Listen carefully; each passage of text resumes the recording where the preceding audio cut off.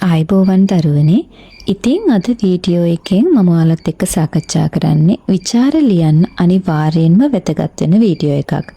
මොකද මේ දවස්වල WhatsApp එකට එන ප්‍රශ්න දිහා බැලුවහම ගොඩක් දරුවන්ට මේ විචාර තමයි සිංහල සාහිත්‍ය ප්‍රශ්න පත්‍රයේ ගැටලුව වෙලා තියෙන්නේ. එතනදිත් මේ විචාර ලියනකොට පුතේ අපි කවි ටිකක් පාඩම් කරගත්තු ගමන්ම අපිට විචාර ලියන්න බෑ. ප්‍රශ්නේ තේරුම් ගන්න පුළුවන් වෙන්න ඕනේ. විශේෂයෙන්ම මෙන්න මේ කාව්‍ය උපක්‍රම, කාව්‍යෝක්ති මෙන්න මේ වචන ගොඩක් දරුවන්ට අපැහැදිලි කියලා මට තේරුණා. ඒ නිසා තමයි පුතේ ඔයාලා විචාරයක් ලියනකොට අනිවාර්යෙන්ම නිවැරදිව ඒ විචාරය ලියන්න නම් දැනගෙන ඉන්න ඕනේ වචන කීපයක් මම මේ වීඩියෝ එකෙන් පැහැදිලි කරන්න හිතුවේ.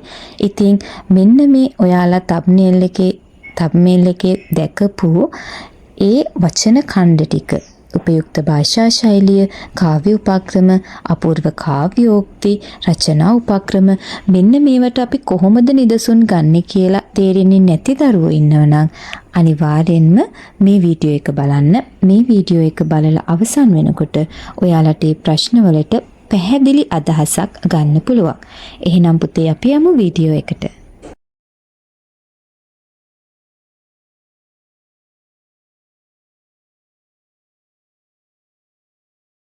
මුලින්ම පුතේ මම කතා කරන්නම් උපයුක්ත භාෂා ශෛලිය නැත්නම් භාවිත භාෂා ශෛලිය මෙන්න මේ වචන ඛණ්ඩ දෙක ගැන. ඉතින් ගොඩක් දරුවන්ට මේ උපයුක්ත භාෂා ශෛලිය භාවිත භාෂා ශෛලිය කියන වචන දෙක පැටලෙනවා. පුතේ උපයුක්ත කරගත් කියන වචනේ තේරුම තමයි භාවිත කරගත් කියන අදහස.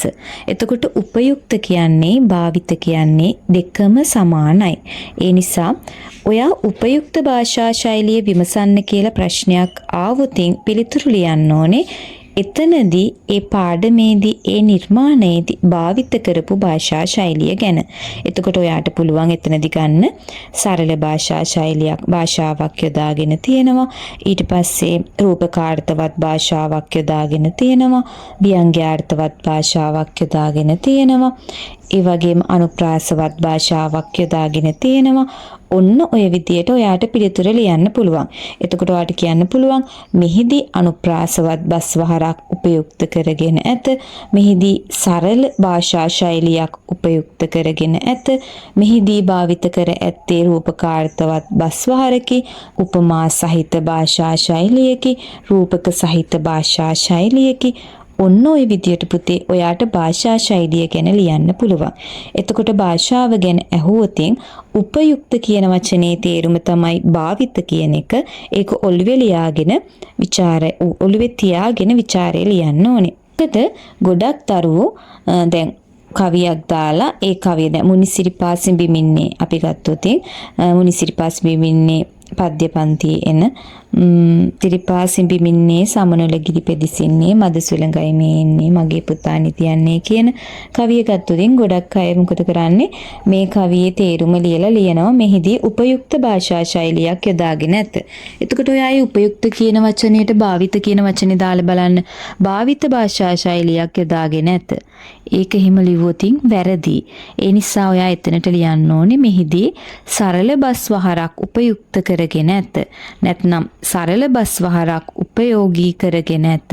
සරල බස් වහරක් භාවිත කර ඇත. ඔන්න ඔය විදිහට ලියන්න ඕනේ.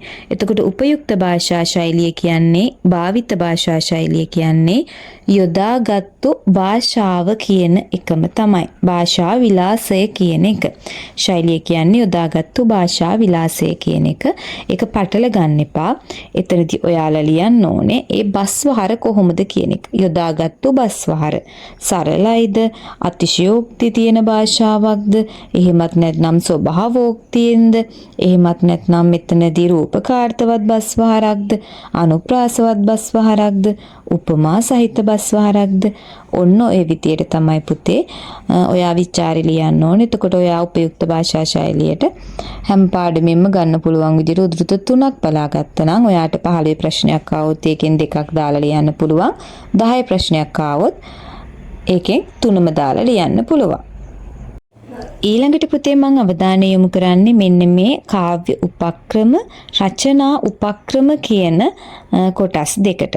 එතකොට කාව්‍ය උපක්‍රමයි රචනා උපක්‍රමයි කියන ප්‍රශ්න දෙකම ඒ දෙවිදියටම අහුවම අපිට එකම විදියට උත්තර දෙන්න පුළුවන්.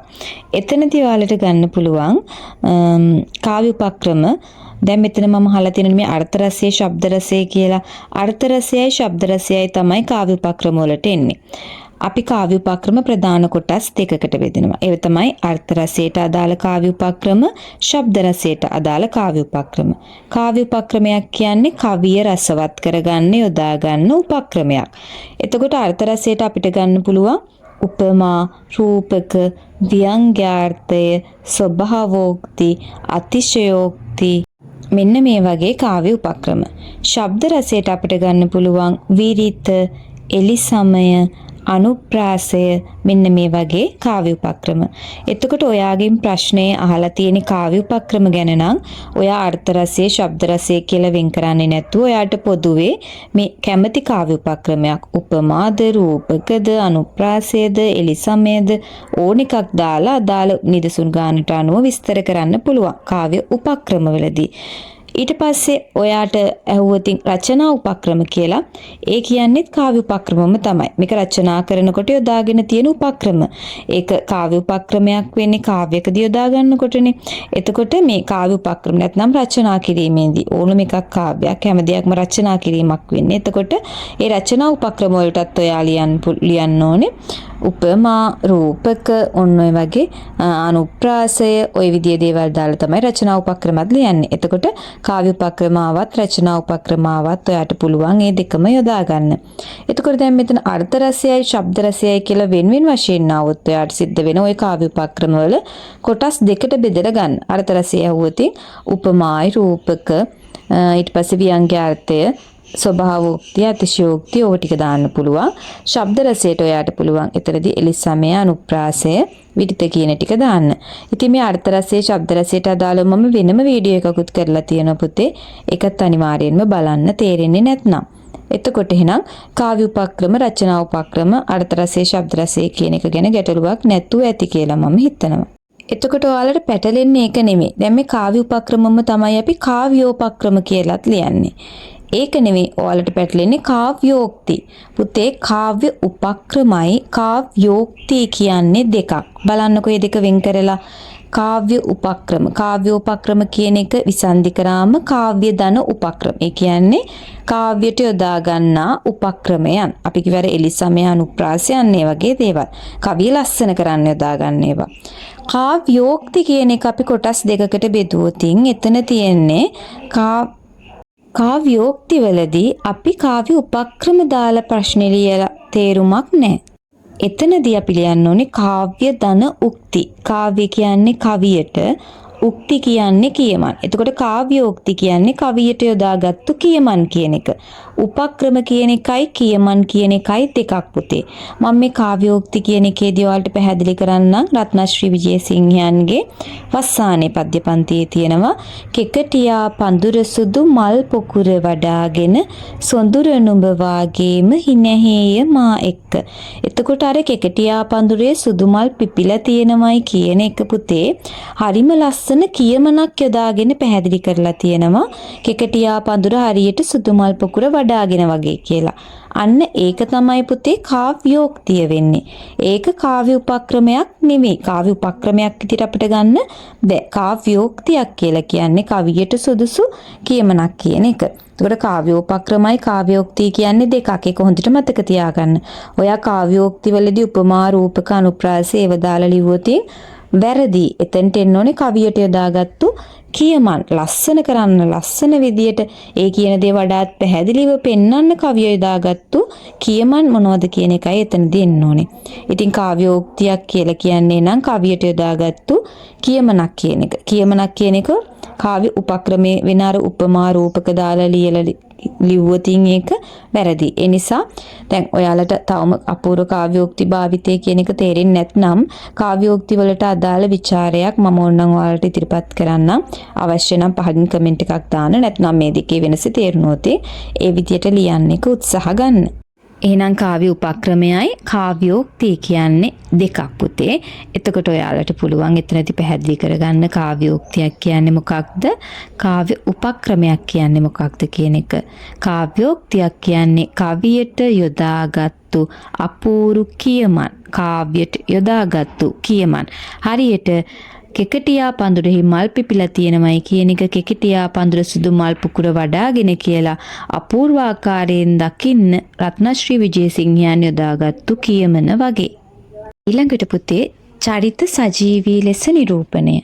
චරිත සජීවී ලෙස නිරූපණය කියලා කියන්නේ මේ අපි කියන චරිත වචනවලට සීමා වෙන්නේ නැතුව අපි එදිනෙදා ජීවිතයේ දකින සාමාන්‍ය චරිතවල ස්වභාවය දෙන්න පුළුවන් විදියට පනපවන එකට.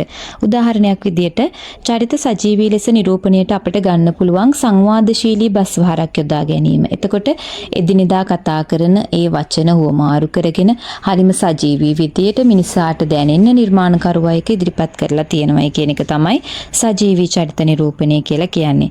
මම උදාහරණයක් විදියට දියමන්ති මාලයෙන් මේක ඔයාලට පැහැදිලි කරෝතින්. සජීවී චරිත නිරූපණය කියන එකට ඔයාලට ගන්න පුළුවන් එතනදී ලොයිසල් සහ මැටිල්ඩා අතර වෙන සංවාද නේද? හරි ෂෝක් සුප් එකක්නේ. ඔය විදිහට දෙන්න එක අතර යන සංවාදය නැත්නම් මම මෙන්නවාට බඩුවක් ගෙනාව කියලා දෙන්නත් එක්ක අර ඒ වෙලාවේ යන සංවාදය හරිම සජීවී සාමාන්‍ය මිනිසුන්ගේ ස්වභාවය.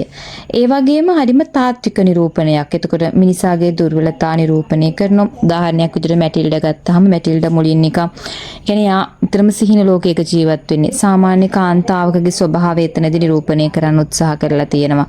සාමාන්‍ය මානුෂීය ස්වභාවය මවාගත් ලෝකයක ජීවත් වීමට යා දරන උත්සාහය. හරිම සජීවී ලෙස නිරූපණය කරන්න එතනදී සමත් වෙලා තියෙනවා. ඒ වගේම මේ චරිත හැමදාම එකම විදියට ඉන්නේ නැහැ සජීවී විදියට නිරූපණය කරද්දී. දැන් මුලදී පටන් ගත්ත මැටිල්ඩා චරිතය නෙමෙයි අන්තිමට යනකොට එයා අවශ්‍යතාවයන් එක්ක ගැළපෙන විදියට වෙනස් වෙලා තියෙනවා. ඒ වගේම එයා තුල ගැටුම් සිද්ධ වෙනවා නිතරම අභ්‍යන්තර විදියට. එතකොට එයා නිතරම අභ්‍යන්තරයෙන් තමා දුප්පත් කියන එක ගැන හිත සිහින ලෝකයක ජීවත් වෙමින් අන්නේ විදියට ගැටුමක් ඇති කරගන්නවා. මේ විදියට පුතේ වලට පුළුවන් චරිත සජීවී ලෙස නිරූපණය කියන එක ගත්තොතින් එතනට එන්න ඕනේ සැබෑ ලෝකයේ චරිත ජීවත් වෙන ආකාරයට උත්සාහ කරන්න වචන වලින් සැබෑ ලෝකයේ ජීවත් වෙන ආකාරයට උත්සාහ කරන්න කතුවරයා දරලා තියෙන උත්සාහය චරිත සජීවී ලෙස නිරූපණය කියලා අපිට ගන්න පුළුවන්. ඉතින් මෙන්න මේ විදියට පුතේ ඔයාලට විචාරවලදී අමාරු වෙන වචන ඛණ්ඩ කීපයක් තමයි මම පැහැදිලි කරේ. ඉතින් මම අමාරුයි කියලා හිතන වචන කීපයක් පමණයි මෙතනදී පැහැදිලි කරේ. ඔයාලට තවත් දැනගන්න අවශ්‍ය දේවල් තියෙනවා නම් විචාර ලියනකොට මෙන්න මේ වගේ වචන මේ වගේ ප්‍රශ්නකදී කොහොමද ටීචර් අපි පිළිතුරු ලියන්න ඕනි කියලා අන්න ඒවා පහලින් කමෙන්ට් කරගෙන යන්න මම අනිවාර්යෙන්ම ඉක්මනින් වීඩියෝ එකකින් ඒ ටික අරගෙන එනවා. මොකද මේ මම දන්නවා දැන් එක්සෑම් එක ළඟයි සතියක් තියාගෙන තමයි ඔයාලා සූදානම් වෙන්න උත්සාහ කරන්නේ ගොඩක් දරුවෝ.